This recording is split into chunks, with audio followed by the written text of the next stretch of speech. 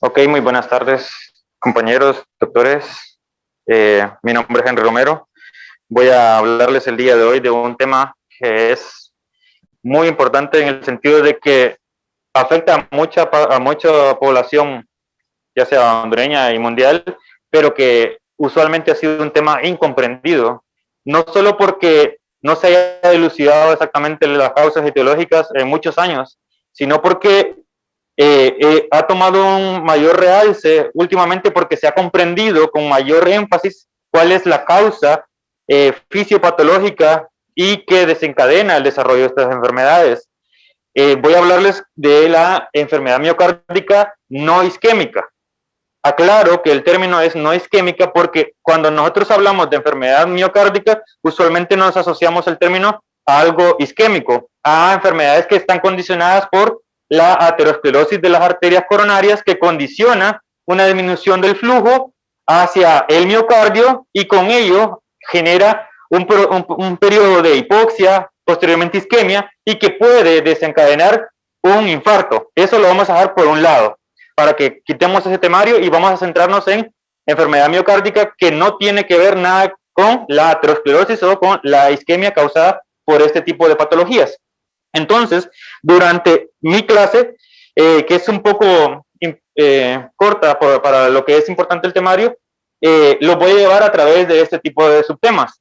Primero, voy a hablarles un poquito de anatomía, que es importante siempre recabar para centrarnos en el órgano que vamos a evaluar. Luego voy a hablarles un poco de la introducción y los parámetros generales de este tipo de enfermedades.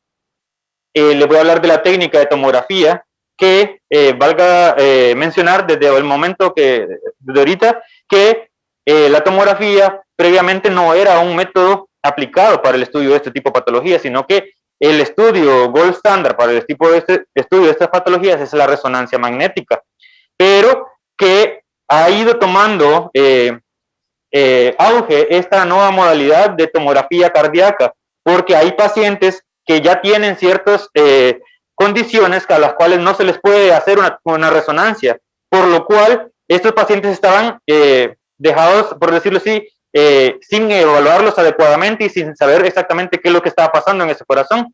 Por eso la tomografía cardíaca ha tomado un realce y un auge y que le ha ayudado a muchos médicos y a pacientes en su desarrollo del diagnóstico clínico y tratamiento.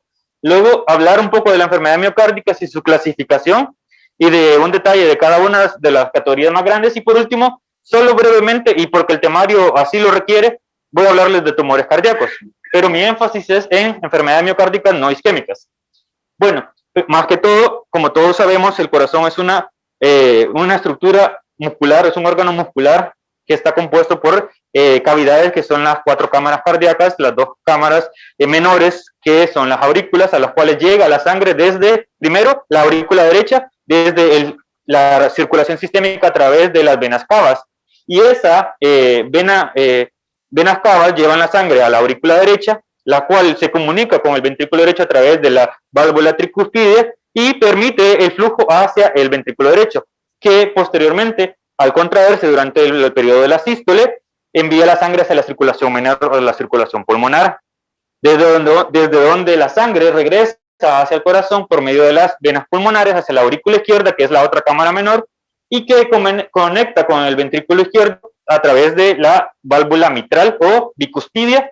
Y por último, al ocurrir la sístole del ventrículo izquierdo, la sangre sale expedida hacia la circulación sistémica. Entonces, esta es una imagen esquemática del libro de anatomía de Gray que nos habla sobre cómo están representadas las 4 cámaras de forma anatómica y los grandes vasos que están interrelacionados con estas estructuras. Lo que vemos ahí es un corte seccional del ventrículo derecho, donde vemos la porción interna, donde están las valvas de la válvula tricuspidia junto con las cuerdas tendinosas y su conexión hacia los músculos papilares, lo cual es una representación anatómica normal.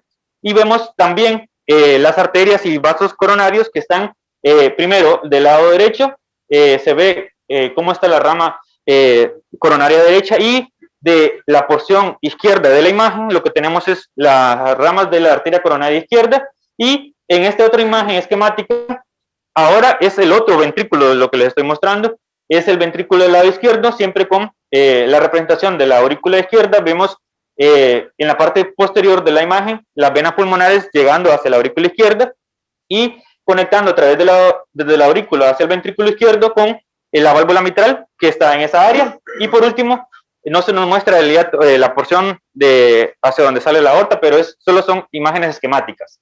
Entonces, eso solo es para centrarnos y sentar las bases de la anatomía. Pero cuando estamos haciendo valoración de estudios de imagen, de tomografía o resonancia magnética cardíaca, se utilizan diferentes planos del corazón. No se va a valorar todo el complejo, sino que se valoran por cortes específicos. Y esos cortes van a ser tanto cortes en el eje corto como en el eje largo. Ello va a implicar que cuando tenemos y nos referimos en la descripción como valorando un eje corto, nos referimos a que es un corte transversal al eje longitudinal del corazón. Eso significa que lo que yo estoy valorando es el corazón de forma transversal, el eje corto. Y cuando estoy hablando del eje largo, es que estoy haciendo un corte longitudinal al corazón. Eso significa que puedo tener dos cortes principales que son los que vamos a valorar. Entonces también se le puede llamar al corte del eje largo, que es directamente perpendicular desde cráneo caudal. Solo vamos a ver dos cámaras, y cuando estamos haciéndolo transversal vamos a ver las cuatro cámaras. Entonces cuando se haga la referencia a imagen cardíaca, tanto de resonancia como de tomografía, se va a hablar de estos ejes y de los cortes y de cómo se está valorando en este aspecto. Bueno, esos solo son puras bases anatómicas y de protocolo para poder entender de lo que vamos a hablar.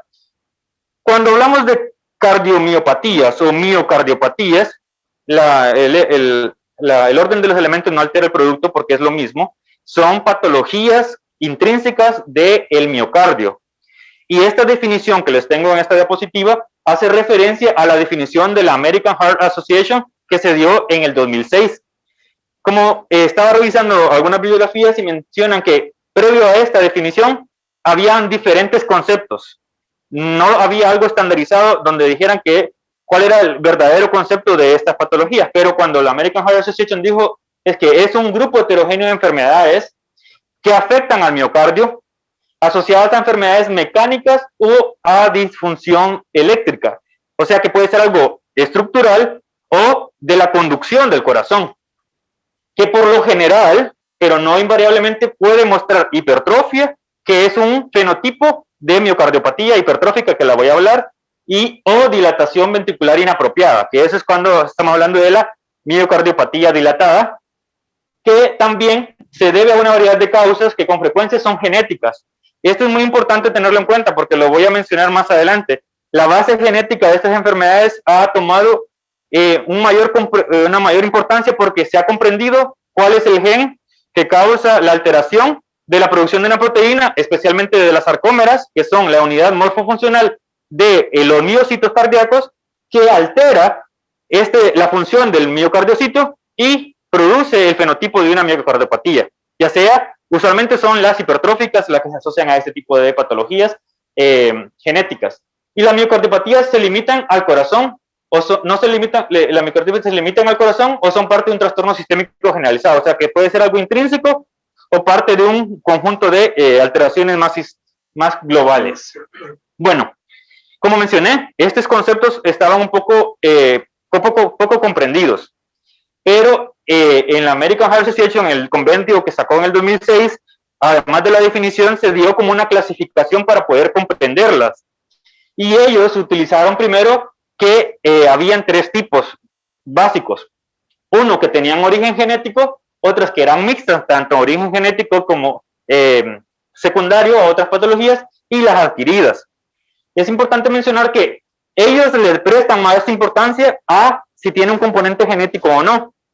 Cuando hablo de esto es porque también les traigo la diferencia con otra clasificación de la European Journal, la Sociedad Europea de Cardiología, que es más comprensible que esta.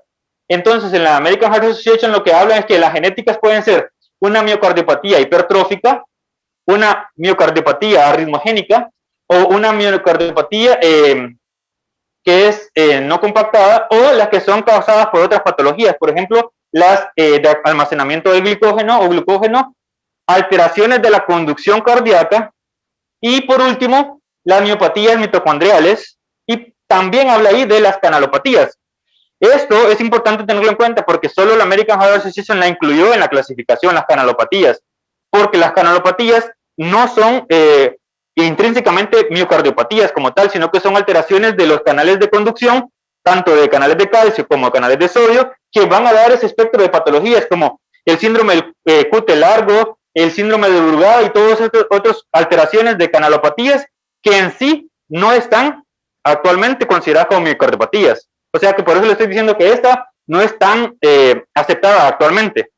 Y por último, vemos en la parte, la mixta, es la miocardiopatía dilatada, que puede ser tanto de origen genético como adquirido, y la restrictiva, que usualmente cuando hablamos de restrictiva nosotros pensamos que solo existe la pericarditis constrictiva o crónica, pero no, cuando hablamos de miocardiopatía restrictiva también nos referimos a patologías con almacenamiento, especialmente de la amiloidosis y sarcoidosis a nivel del miocardiocito o del espacio del miocardio, el espacio intercelular.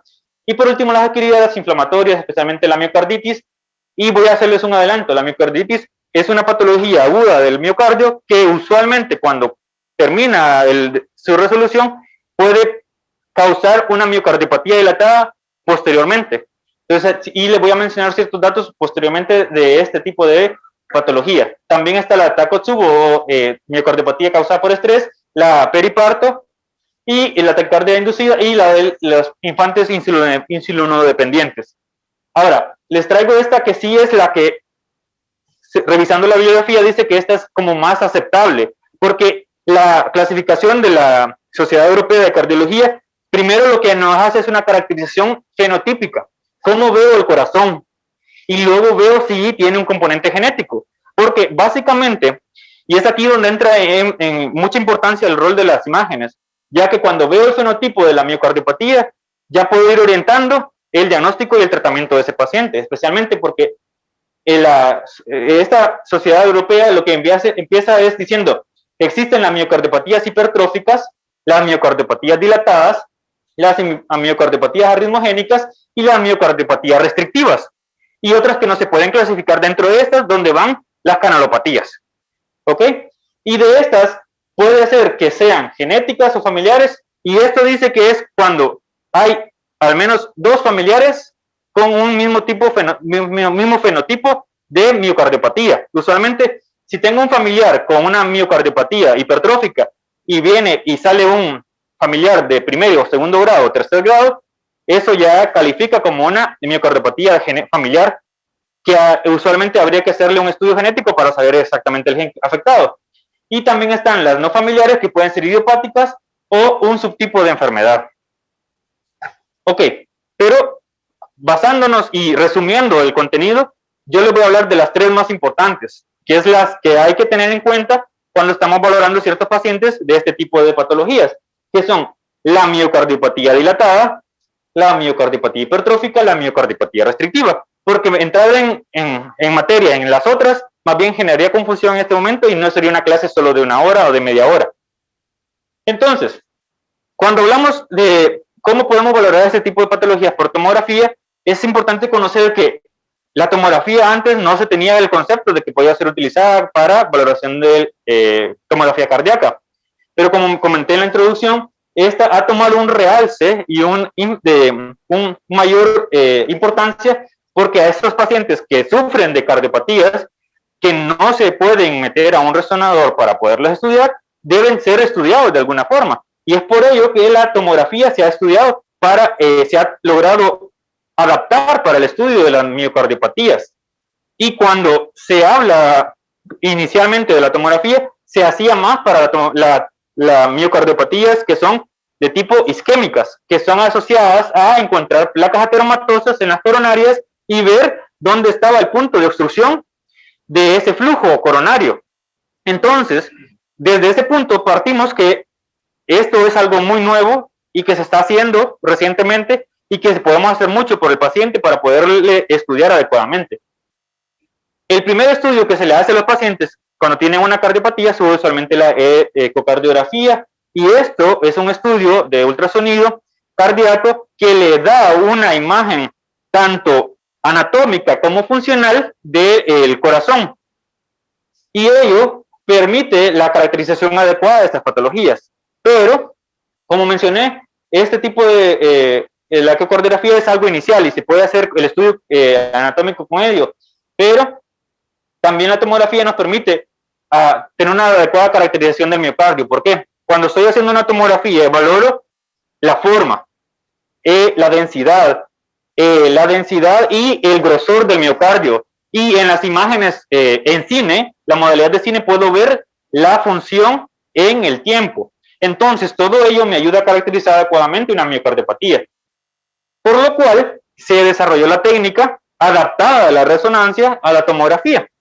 Entonces, lo primero que había que luchar con la tomografía es que hay que lidiar con el artefacto de movimiento que produce de por sí la contracción cardíaca, que por ello necesita un protocolo especial, que estos pacientes deben tener una frecuencia cardíaca menor de 70, idealmente 60, para poderlo estudiar adecuadamente y disminuir ese artefacto de movimiento. Segundo, se debe tener un monitor cardíaco adaptado al paciente y poder detectar y seguir durante todo el estudio el trazado de electrocardiografía de este paciente. ¿Por qué? Es importante tener en cuenta esto, porque hay dos formas de poder estudiar el corazón en tomografía.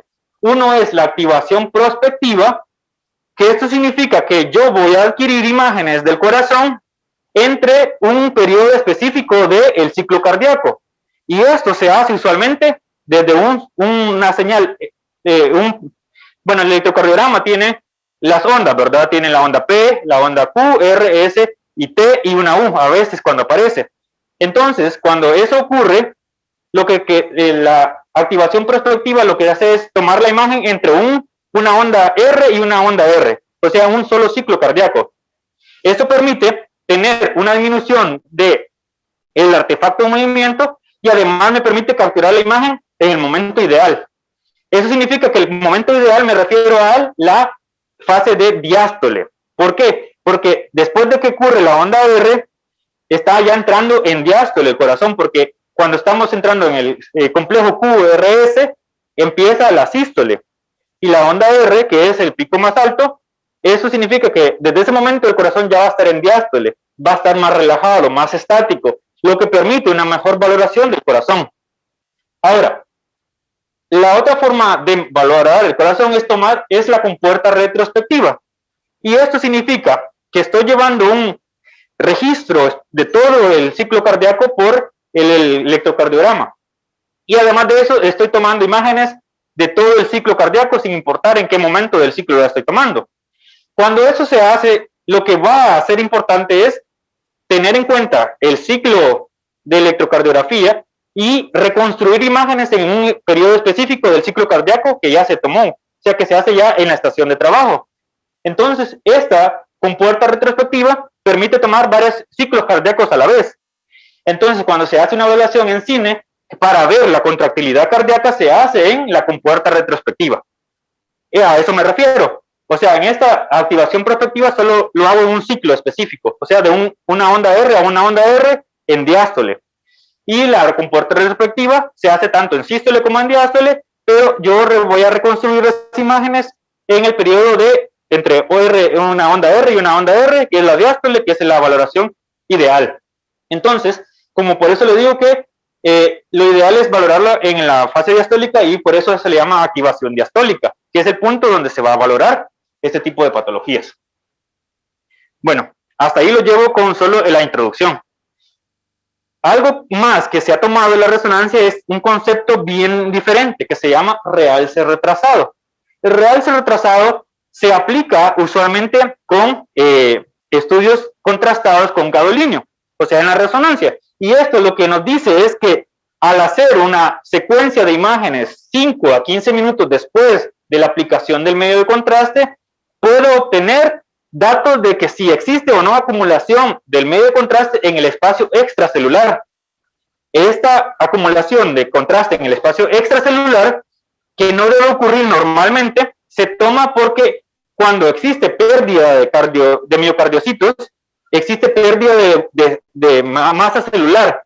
Y en esa masa celular perdida, se va a reemplazar con fibrosis. Esa fibrosis deja mucho espacio intercelular, o sea que no hay células en ese espacio, entonces se acumula el medio contraste en ese espacio y eso permite valorar la fibrosis cardíaca, que se ha tomado también el concepto de la miocardiopatía isquémica para poderlo utilizar acá. Como menciono, este tipo de estudios solo usualmente estaba aplicado en la resonancia, pero ahora también se está haciendo con la tomografía, a pesar de que cuando estamos valorando la tomografía, estamos viendo que el estudio, a pesar de que el contraste iodado no tiene la misma calidad que el gadolinio, sí se puede detectar la acumulación de medio contraste iodado en el intersticio cardíaco y con ello dar datos de fibrosis cardíaca.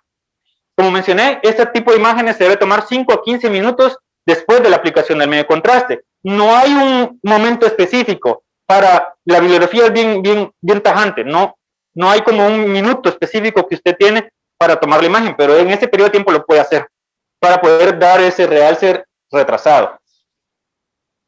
Habiendo mencionado eso, digo que la tomografía cardíaca, y esta imagen la tomo para eso, la tomografía cardíaca es importante para diferenciarme entre la miocardiopatía isquémica y la no isquémica.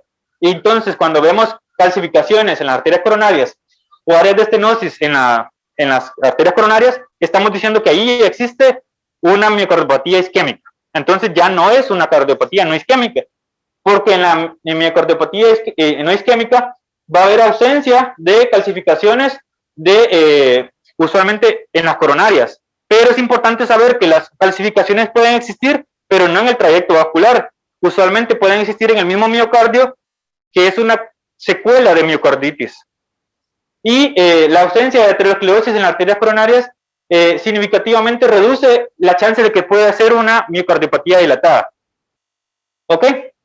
Hay hallazgos generales. Cuando estoy haciendo un estudio de tomografía para valorar miocardiopatía, voy a encontrar ciertos hallazgos que me van a ir orientando. Y con esa orientación, tanto de la morfología, del tamaño cardíaco y de la evaluación de la contractilidad en la modalidad de cine, puedo ir orientando el diagnóstico y el fenotipo de la miocardiopatía. También puedo caracterizar el espesor de la pared, que es importante tenerlo en cuenta, ya que en algunas va a estar aumentado, en otras disminuido y en otras normal. La densidad del miocardio después de la aplicación del medio contraste y previo a la aplicación del medio contraste. Y por último, el patrón de realce del mismo miocardio. Y también, como mencioné, si existe o no realce retrasado. Bueno, ya entrando en materia, la miocardiopatía dilatada, que es el fenotipo como que uno cuando la escucha, sí, ya sé más o menos de qué se trata, ¿verdad? Porque en nuestro país vemos pacientes con miocardiopatía dilatada por diferentes causas, pero esto usualmente no comprendemos exactamente qué llevó a esa miocardiopatía dilatada. Entonces, la miocardiopatía dilatada suele ser el resultado de muchas patologías que afectan el miocardio, que al incidir sobre el miocardio causan una miocarditis. Y la miocarditis posteriormente progresa a una miocardiopatía dilatada. Entonces, lo que vamos a ver en el fenotipo general de la miocardiopatía dilatada es un agrandamiento de los ventrículos. Y también puede haber un agrandamiento de las aurículas. Esto puede ser por miocarditis infecciosa, toxicidad farmacológica, también puede ser, y la toxicidad farmacológica toma mucha importancia porque puede darse en los pacientes que están post quimioterapia y post tratamientos farmacológicos bastante agresivos. Por ejemplo, las enfermedades inmunológicas, también porque tienen un tratamiento que está causando daño en el corazón. La radiación, el depósito de hierro también se asocia a la alteración de la miocardiopatía dilatada y enfermedades sistémicas que en este caso también podemos ver el Chagas, que en Honduras es bastante frecuente, y otras patologías que van a incidir en ella. Entonces, en el artículo base que utilicé para esta revisión, menciona que el parámetro que se va a valorar es un diámetro del ventrículo izquierdo mayor a 5.6 centímetros. Pero gracias a la ayuda de la doctora Ortiz, me compartió un artículo donde habla de que también hay otros parámetros para valorar la miocardiopatía dilatada. Y eso significa que al hacer una valoración en la diástole del corazón, puedo hacer una proporción de la valoración de tamaño del ventrículo izquierdo para la edad es una corrección, una tabla corregida del tamaño, y al tener una proporción de 117% mayor al tamaño esperado para la edad, eso ya es una miocardiopatía dilatada. Además de ello, eso significa que cuando tenemos un 117% superior al tamaño normal, estamos diciendo que ese ventrículo izquierdo está 2 veces más grande de lo normal. Y además de ello, tiene un 5% extra. Y por último, también estoy mencionando que en este caso de la miocardiopatía dilatada tiene un adelgazamiento de la pared, del miocardio, y eso es bastante característico. Y cuando estoy hablando de la función del corazón, veo la modalidad de cine. Eso significa que al ver el corazón contraerse durante la toma de imágenes, veo que el corazón no se contrae adecuadamente, y esa hipocinesia debe ser global. ¿Por qué? Esta es una imágenes, primero, diagramáticas y en correlación anatomopatológica de autopsia de pacientes con miocardiopatía dilatada. Vemos en la imagen de la derecha, primero, dónde está el esquema donde debería estar la pared del miocardio, que es la con rayitas transversales. Y la que está pintada en rosado es donde está la pared actualmente, o sea que está totalmente aumentada la cámara cardíaca. Y vemos la correlación con la patología macroscópica, perdón, con el corazón de un paciente que se le realizó autopsia posterior al fallecimiento. El corazón está totalmente dilatado y el que más se afecta es el ventrículo izquierdo, y es por ello que todos los parámetros de diagnóstico hablan del ventrículo izquierdo, pero también se pueden afectar las 4 cámaras, que es importante tenerlo en cuenta. Entonces, hay ciertas cosas que pueden hacer que el diagnóstico de miocardiopatía dilatada se vaya perdiendo, o sea que se haga menos fuerte la posibilidad diagnóstica, y eso significa que tengo calcificaciones coronarias, pero las calcificaciones coronarias no descartan del todo una miocardiopatía dilatada. Las otras cosas que sí la descartan son que existe un adelgazamiento regional del miocardio. Eso significa que no es todo el corazón el que está adelgazado. ¿Por qué significa esto que lo descarta? Porque al tener una sola porción del miocardio que está adelgazada, significa que esa área pudo haber sufrido un proceso de isquemia, o que estemos hablando de un fenotipo totalmente diferente de miocardiopatía. Y por último, la hipocinesia regional. Como mencioné, la hipocinesia debe ser global al ser valorada en las imágenes en modalidad de cine. O sea que vemos la contracción cardíaca y lo que vemos ahí es una hipocinesia solo de un puntito del corazón. Entonces eso se descarta, ya que no es un criterio diagnóstico para miocardiopatía dilatada. Primero que todo, como todos sabemos, la mayoría de patologías de tórax siempre tienen un inicio, un camino que inicia con la radiografía de tórax. Y esta es la primera que se va a valorar. Después se le van a hacer un montón de estudios. Y es por ello que tomé esta imagen de radiographics de un paciente que estaba siendo manejado por una miocardiopatía, y vemos esa silueta cardíaca aumentadísima de tamaño, con índice cardiotorácico que ni siquiera hay que tomarlo en cuenta porque ya vemos que está aumentada de tamaño. Pero es importante saber que esos usualmente son índices cardíacos arriba de 0.60, que eso ya es severo.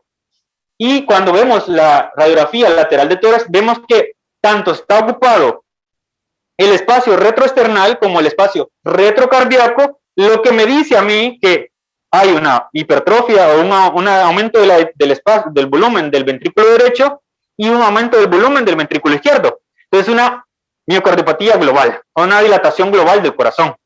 Entonces, habiendo mencionado ello, voy a hablarles de la tomografía, que eso es lo que yo les he venido a hablar el día de hoy. La tomografía cardíaca, especialmente como mencioné, cuando se hace una valoración transversal del ventrículo izquierdo en el diámetro, en este caso en una imagen de 2 cámaras, lo que tenemos es, con la aplicación del medio contraste en esta tomografía cardíaca, en una ventana de mediastino, lo que vemos es que el ventrículo izquierdo está medido transversalmente.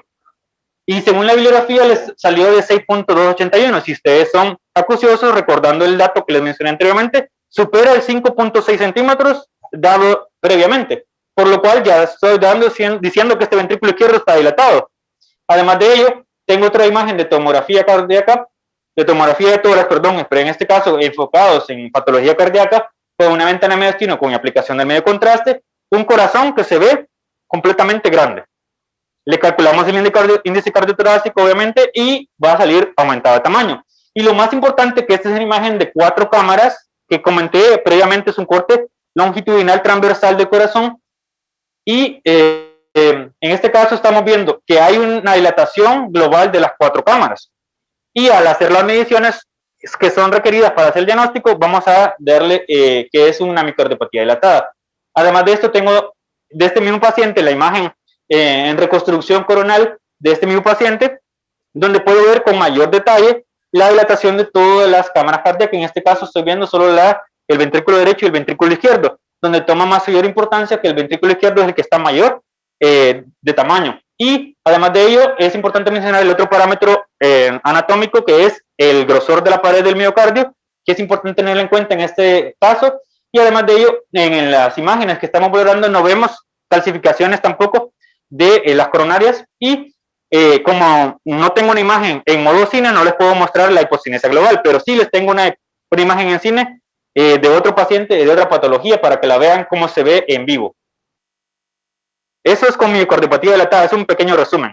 Ahora, la miocardiopatía hipertrófica, que es una de las modalidades que usualmente estamos más familiarizados, y usualmente son de tipo secundario, lo que nosotros vemos, que son pacientes con enfermedades cardíacas de base, o hipertensión arterial, o enfermedades renales que causan sobrecarga miocárdica y que conllevan a la hipertrofia patológica del miocardio. Pero cuando hablamos de miocardiopatía hipertrófica, estoy hablando especialmente de las miocardiopatías primarias, aquellas que no tienen una causa secundaria evidente, sino que suelen ser causa de una mutación de las sarcómeras. Como mencioné, la sarcómera es la unidad morfuncional del miocardiocito.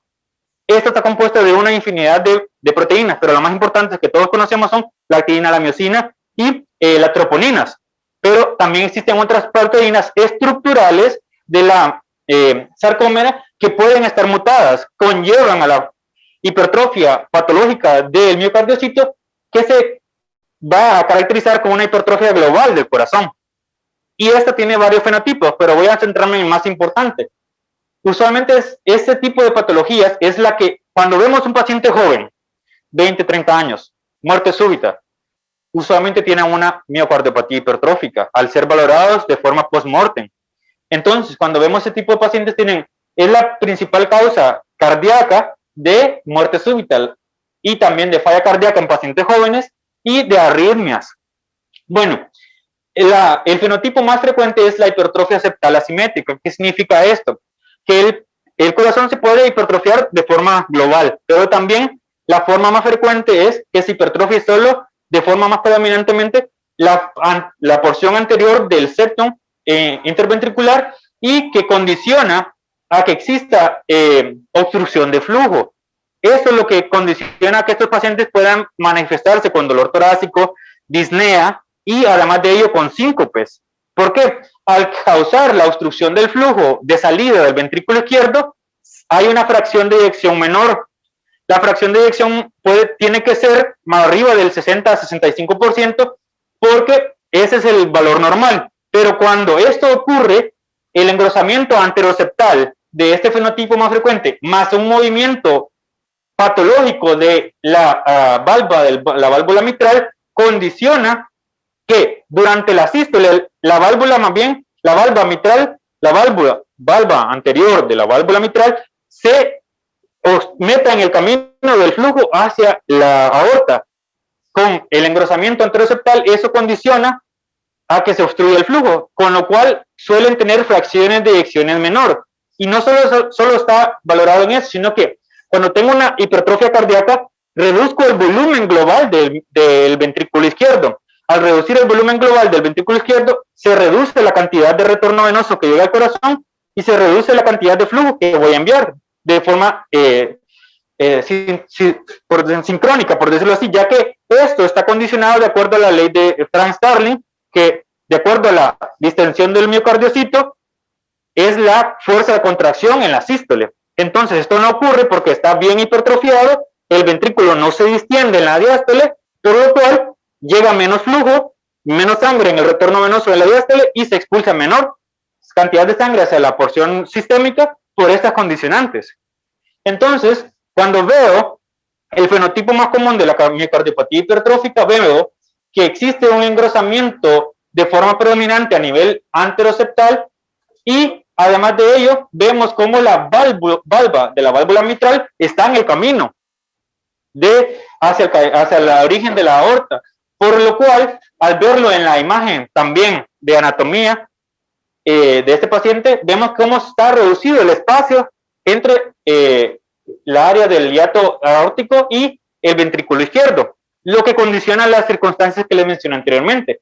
Entonces, todo ello condiciona que estos pacientes tengan una clínica más grave de lo usual, porque pueden morir jóvenes por una muerte súbita o tengan una falla cardíaca muy inicial, por lo cual estos pacientes requieren un trasplante cardíaco para poder vivir mayor cantidad de tiempo. Entonces, al valorar una tomografía de tórax en ventana de mediastino con aplicación del medio contraste, lo que veo es un corazón que está relativamente, puede estar aumentado de tamaño, puede estar en un tamaño normal, pero lo más importante es que veo un engrosamiento importante de la pared del miocardio. Y aquí es algo que les debo mencionar. En las bibliografías consultadas menciona que un grosor de la pared del miocardio arriba de 15 milímetros, eso ya es considerado engrosado. Pero cuando ya tengo un paciente que tiene un familiar con una miocardiopatía hipertrófica, el rango se disminuye a 13 milímetros. ¿Por qué? Pues como mencioné, tener un familiar con una miocardiopatía hipertrófica ya es un factor de riesgo, ya que muchas de estas patologías son genéticas y usualmente solo son monogenéticas, o sea, con un gen que se afecta. Entonces, por eso existe el rango diferente. Si medimos ese miocardio, tiene más de 15 milímetros solo con verlo, ¿verdad? Pero hay que hacer ciencia y hay que medirlo para poder darle el diagnóstico acertado. Además de ello, tengo este otro caso de tomografía de tórax en una ventana de mediastino con aplicación del medio contraste. Lo que veo es que existe un engrosamiento apical del corazón. Entonces, lo que estoy viendo acá es que este engrosamiento focal es un fenotipo diferente de miocardiopatía hipertrófica, pero igual es una miocardiopatía hipertrófica, ya que pueden haber diferentes fenotipos. Estas son imágenes del artículo que les tomé como base para la exposición y habla de los dos fenotipos más frecuentes. El fenotipo de cardiopatía hipertrófica anteroseptal, que vemos cómo se ve engrosada la porción anterior del septo interventricular y que está condicionando, por ejemplo, la disminución del espacio hacia el hiato aórtico. Y en este otro caso, el engrosamiento de la pared ventricular a nivel del ápex, que también es otro fenotipo de la misma patología.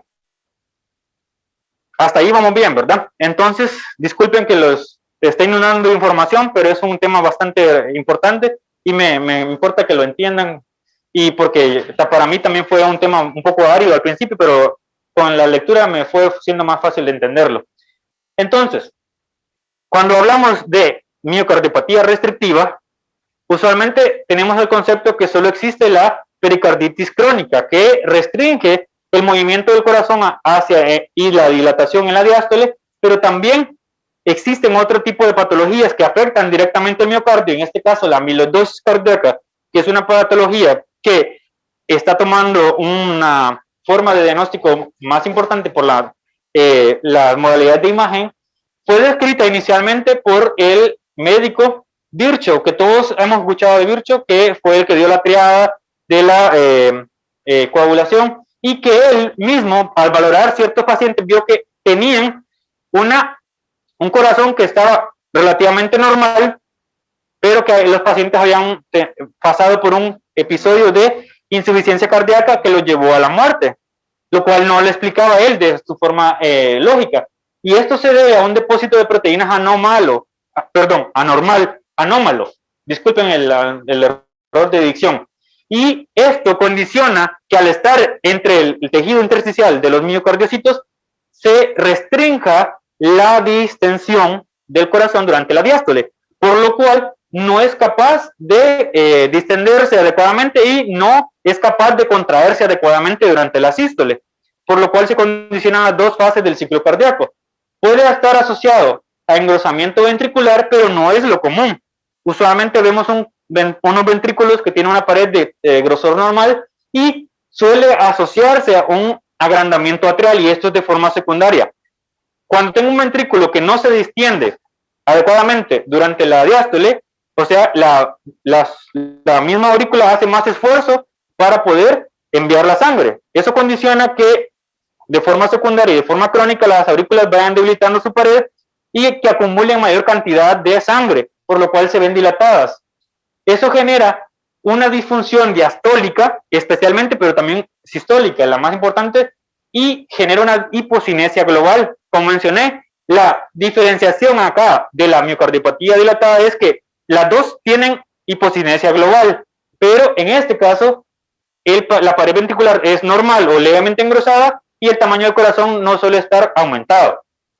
Hay un engrosamiento atrial derecho que usualmente también va condicionado, y usualmente los pacientes pueden presentar un realce retardado, que es el concepto que les había introducido previamente. Cuando vemos una imagen diagramática de la miocardiopatía restrictiva, especialmente, vemos que existe un ventrículo con una pared que usualmente puede estar engrosada y que hay una reducción de la luz, y vemos la correlación con un estudio de patología macroscópica y vemos que el corazón realmente está con una pared engrosada, pero que la valoración correcta de este tipo de estudios se va a hacer en un estudio de imagen en modalidad de cine de forma funcional. Y eso es lo que les traigo el día de hoy. Lamentablemente no pude conseguir imágenes de tomografía para esta parte, pero les tengo estas imágenes de resonancia que van de acuerdo a lo que les quiero mostrar. Entonces veo este corazón que está en un ciclo cardíaco y en ciclos cardíacos continuos, y al tenerlo, al verlo, veo que ese corazón no se está distendiendo adecuadamente, no se está contrayendo adecuadamente, por lo cual está generando una hipocinesia global. No se distiende durante la diástole y no se contrae adecuadamente durante la sístole, con los criterios de una miocardiopatía restrictiva. Y esta otra imagen, pero en este momento ya no es una imagen longitudinal, sino que una imagen en el eje corto, que es de las dos cámaras igual. Vemos cómo esos dos ventrículos ni siquiera se están distendiendo y ni siquiera se están contrayendo, solo tienen un movimiento rítmico, lo cual es un diagnóstico de hipocinesia global, y al hacer la correlación con los otros datos, tenemos un dato de miocardiopatía restrictiva. Solo para que la aprecien nuevamente. ¿Ok? Entonces, voy a pasar a la siguiente. Y por último, voy a hablarle de miocarditis. Como mencioné, la miocarditis puede ser un camino final para las miocardiopatías dilatadas. Entonces, comprender que existen este tipo de patologías me ayuda a mí a comprender que un paciente que está siendo tratado por una miocarditis, que puede ser tanto reumática, chagásica, farmacológica, que por radiación, muchas etiologías pueden llevar a esto y se manifiestan con dolor torácico, arritmias y síntomas de falla cardíaca aguda. La causa más frecuente son los virus, especialmente los de la modalidad de citomegalovirus. También existen otras variedades como el Coxsackie que pueden generar este tipo de inflamaciones más frecuentemente. Lo que generan es un corazón que está inflamado con hipocinesia global de tamaño normal, que tiene realce retrasado parciado. ¿Qué significa esto? Como mencioné, es un concepto que les introduje previamente, que es cuando tomo una imagen de tomografía cardíaca, de tomografía de tórax, en un lapso de tiempo de 5 a 15 minutos después de la administración del medio contraste, veo que hay acumulación del medio contraste de forma parciada en el intersticio del miocardio. Y también puede asociarse, y es lo más frecuente, que la miocarditis se asocia a inflamación del pericardio, por lo cual hay engrosamiento del pericardio y hay derrame pericárdico de forma secundaria a la pericarditis, no tanto a la miocarditis. Entonces, por eso vemos engrosamiento del pericardio, engrosamiento y realce pericárdico por la misma inflamación. Este es un camino que no los quiero llevar por ahí, pero es solo esquemática porque es demasiado, pero vemos que hay un montón de patologías que me pueden causar miocarditis y por último, una miocardiopatía dilatada. Y la miocarditis se va a poder diagnosticar que este paciente tuvo una miocarditis previa porque deja secuelas. Y las secuelas de la miocarditis son que existan calcificaciones pericárdicas, que exista reemplazo graso de distribución no isquémica, significa que son áreas no frecuentemente irrigadas por las coronarias, o sea que es una reemplazo graso de áreas no muy asociadas a un segmento vascular específico, adelgazamiento parietal segmentario y dilatación ventricular, que esto, como mencioné, es un paso previo a la miocardiopatía dilatada. Y además de ello, cuando la dilatación o la hipocinesia del corazón es tan grande, puede generar trombos intracardíacos, por lo cual en esta imagen de tomografía cardíaca, bueno, tomografía de tórax en una ventana mediastino con aplicación de medio contraste, vemos que existen defectos de llenado parietales. Esos son asociados a trombos intracardíacos. Igual esta otra imagen de tomografía cardíaca con defectos de llenado parietales que son asociados a trombos, y esto es muy importante. Estos pacientes tienen un riesgo alto de muerte cuando no son tratados adecuadamente en el momento. Y estas son secuelas, como mencioné, las calcificaciones parietales del miocardio son importantes, y esta es una imagen de tomografía de tórax con enfoque a nivel del miocardio. Vemos cómo hay un patrón de calcificaciones de todo el miocardio asociadas a secuelas por miocarditis. Bueno, esto solo es, como mencioné, solo es porque el temario lo requiere, y solo voy a hablar del mixoma, de los tumores cardíacos. Esta es una gráfica de la frecuencia de las patologías de tipo neoplásico del corazón, donde el 70%, 77% son mixomas, y es por ello que solo les voy a hablar de ellos. Los mixomas son frecuentes en la mediana edad, especialmente mujeres, se asocian a disnea, dolor torácico y síntomas constitucionales. Lo más frecuente es que se presenten en la aurícula izquierda y que sean pediculados dependientes del tejido, especialmente de las válvulas, y suelen ser masas de bordes suaves, homogéneas, levemente heterogéneas. El diagnóstico solamente se hace con ecocardiografía, no hay necesidad de llegar a la tomografía, pero cuando se llega a la tomografía se ven como masas esféricas subovoides de baja atenuación que en relación al miocardio circundante, y que muestran un realce poco pobre o homogéneo. Y en la ecocardiografía pueden ser heterogéneas o homogéneas y con calcificaciones, que es lo más frecuente. Estas son las imágenes de ecocardiografía. Vemos una imagen, una masa intracardíaca a nivel de la aurícula, y vemos especialmente que es homogénea, levemente heterogénea, con bordes lobulados. En este caso no tiene calcificaciones, pero es bastante frecuente. Y en las imágenes de tomografía de tórax vemos la masa que ocupa la luz de la aurícula, que es el sitio más frecuente, especialmente la izquierda, pero en este caso la derecha, que es de bordes suaves y homogénea. Esta otra imagen igual, pero en esta tiene la calcificación que es típica. Y con eso los dejo. Son diferentes bibliografías que revisé. Agradezco a todos por su atención. Es un tema complejo, pero que me ha dado un buen rato para pensar, porque es bastante frecuente, pero no le damos la importancia que requiere. Gracias a todos.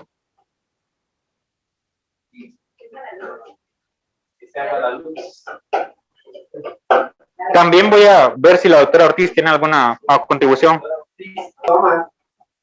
Hasta que uno mira la primera vez, se plantean los diagnósticos diferenciales, ¿verdad? Porque también están lo que son los coágulos intracardíacos, ¿verdad?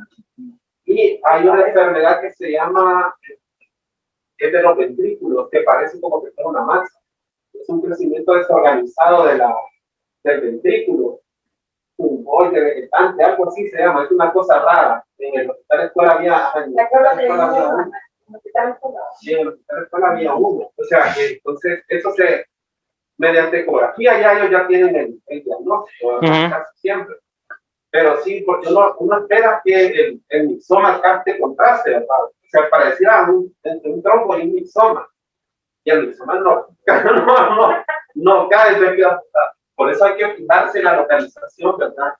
El efecto que está haciendo, y por eso normalmente el ecodoppler ya les orienta esas cosas.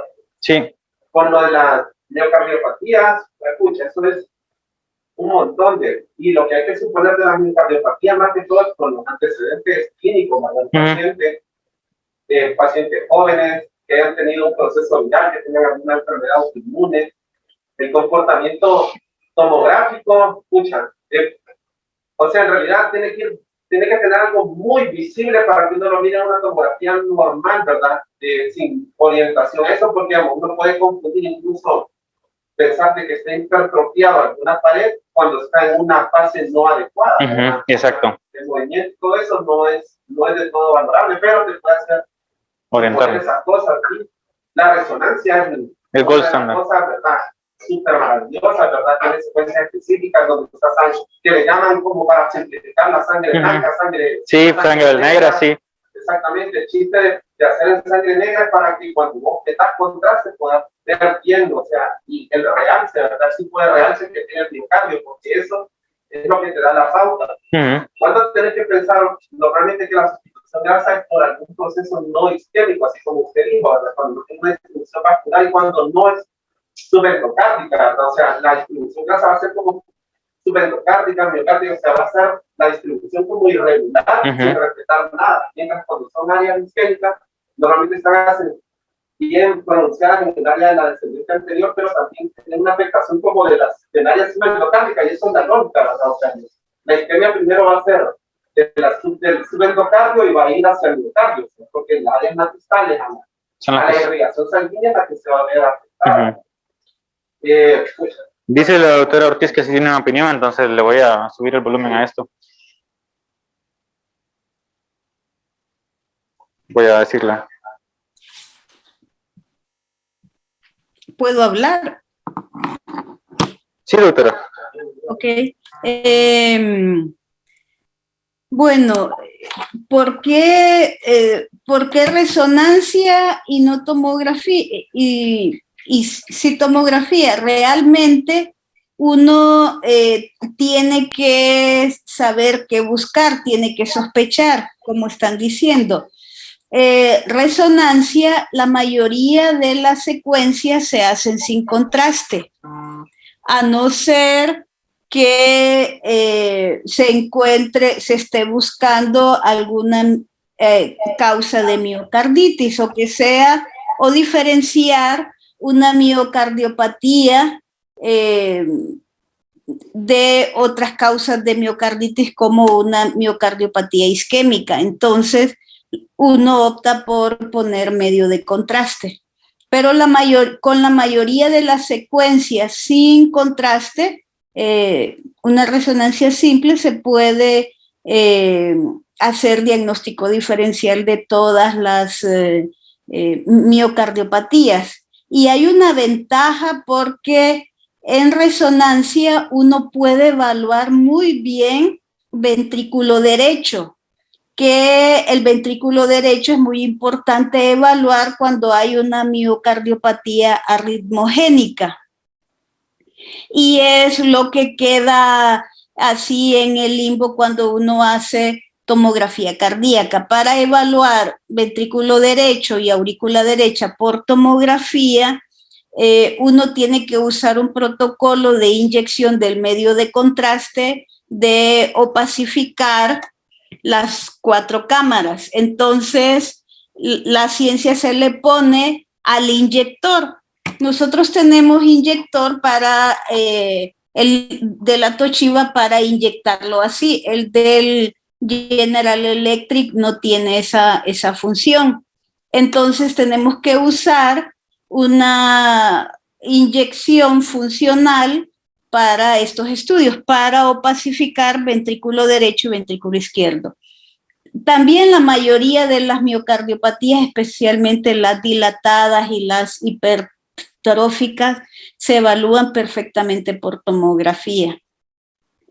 Y las arritmogénicas, la tomografía es más útil cuando se va a hacer ablación por radiofrecuencia, porque el médico, el fisiólogo necesita, o el electrofisiólogo necesita ver completamente la aurícula izquierda y las ramas de las venas pulmonares, porque su equipo sensa perfectamente con el estudio de tomografía. Entonces aquí se hace opacificar por tomografía solo corazón izquierdo, como se haría una tomografía para ver coronarias.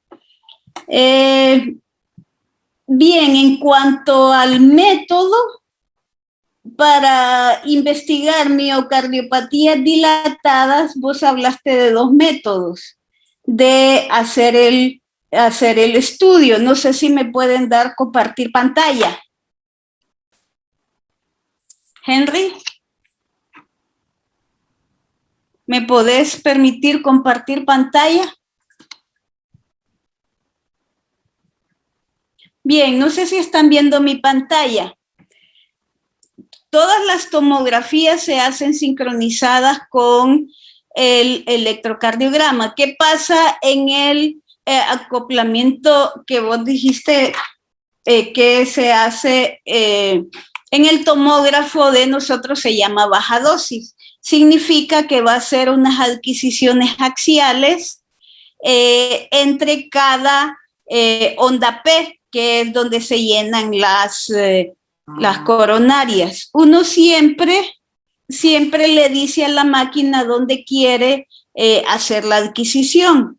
Pero ¿qué pasa con este método? No puedo ver función cardíaca, que me gustaría verlo, me gustaría evaluarlo en una miocardiopatía. Bien lo dijiste, que habría que ver cómo está la motilidad cardíaca y la perfusión, que yo no puedo hacerlo con este método. En cambio, el otro método el retrospectivo quiere decir que yo hago adquisición del corazón en todo el ciclo cardíaco. ¿Cuál es la ventaja con este? Es que es menos dosis de radiación. ¿Cuál es la desventaja de este? Es que tengo más dosis de radiación, pero puedo ver completamente el corazón con el ciclo cardíaco. Entonces hay un protocolo que se hace modulado. Aplico mayor dosis de radiación donde yo quiero ver el corazón y me permite evaluar función, me permite evaluar el miocardio, me permite evaluar el movimiento de la válvula mitral y la aórtica, especialmente en esos reflujos cuando hay miocardiopatía hipertrófica. Entonces, lo que optamos es hacer con modulación. Eso es entre otros. El realce tardío, vos lo viste ahí, lo dijiste, se sospecha, se puede hacer por tomografía. Uno siempre, cuando va viendo las imágenes, ve si hay lesiones hipodensas, y si hay lesiones hipodensas, uno siempre lleva el estudio hasta una nueva adquisición con una adquisición axial del corazón y vemos si hay realce tardío, que también se puede evaluar. La otra cosa que mencionaste y quiero yo hacer énfasis es que todos los informes de tomografía y de resonancia van indexados a la superficie corporal. Entonces es muy importante que toda orden lleve peso y talla. Y entonces, para que nosotros podamos evaluar o indexar a la superficie corporal todos nuestros datos, y todo eso cambia considerablemente cuando uno hace un informe sin indexarlo a la superficie corporal, sin incluir la talla ni el peso, a que uno lo indexe a la superficie corporal. Me pareció que tu clase está muy completa y como digo, es demasiado carne para darlo en una hora, pero lo hiciste muy bien.